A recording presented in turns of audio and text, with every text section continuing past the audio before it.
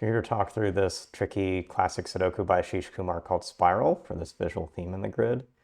I'm going to do the normal thing I do is sort of scan by sets of rows and columns together and look for repeated digits. And I see 2 3s, so I get started here. But in looking that way, I see a pattern that's actually going to be pretty key for this puzzle. We already have a triple started, which means that any other digit outside this space is probably limited. It's like this 1 already cancels these. With another 1, there's just these 2 cells for 1.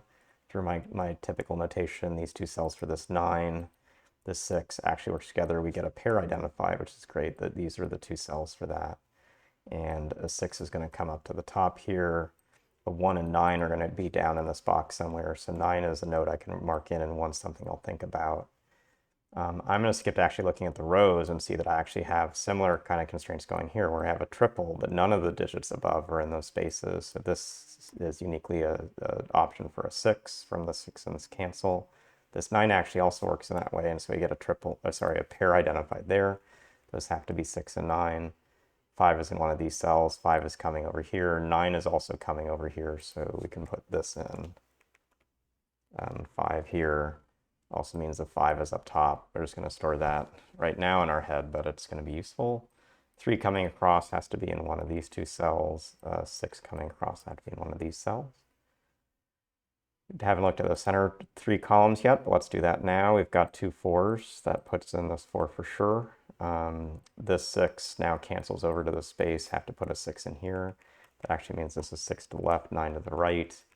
9 is up top in one of these cells. We've got more place now in the center, so let's look through that. This 3 and 3 cancel, so there's only 1 3 left. That puts a 6 up top, puts a 6 below, puts a 1 up top. Means a 1 is over here in one of these cells. I actually have 1 7 8 left in this row, and this cell sees both 1 and 8, so this is 7, this is 8. In the center box, the only spot for an 8 is here. It's going to leave behind a 2 7 pair.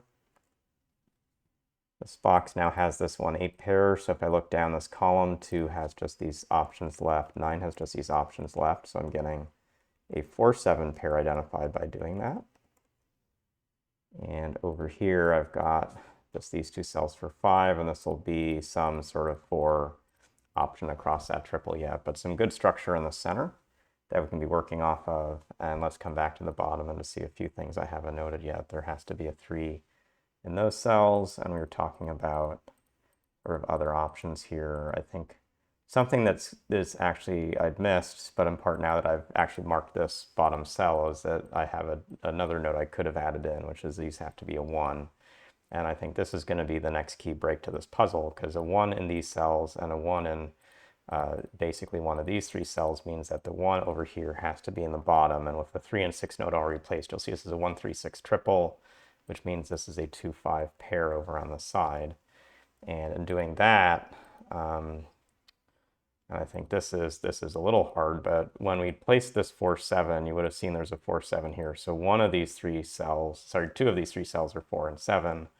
But look at this digit 2. This 2 is also pointing in this box. So this now, once these are known as a triple, 2 4 7 8 are left to place in this box, and 2 and 4 and 7 are all above. So this is actually a 2 4 7 triple.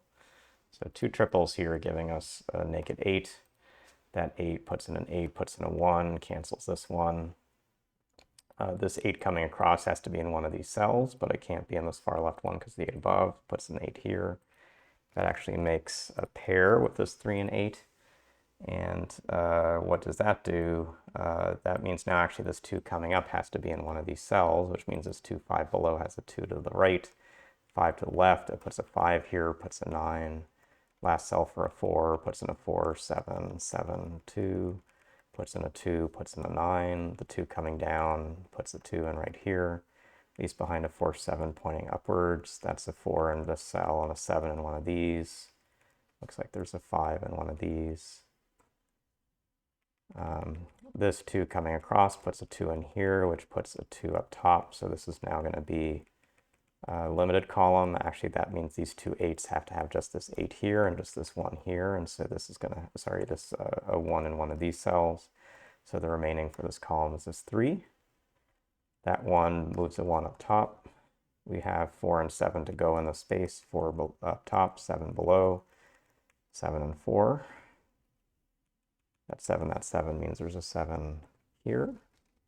And we also know there's a 7 here. So coming to the right, we know got to put a 7 in the space before those. That now means in this box, the only spaces for 6 are these, which puts in the 6. We actually now have 4, 5 up top. And what that means is I've got a 5 in this first and second row, so I will have to put a 5 here. That forces this 5, this 1, puts in a 1 and a 7, which quickly gives a 7, which gives a 2, which gives a 2, which gives a 9. These 9s work together, last cell for them. The 1s coming across are limited to just this, so that puts in this 1, 6, 3.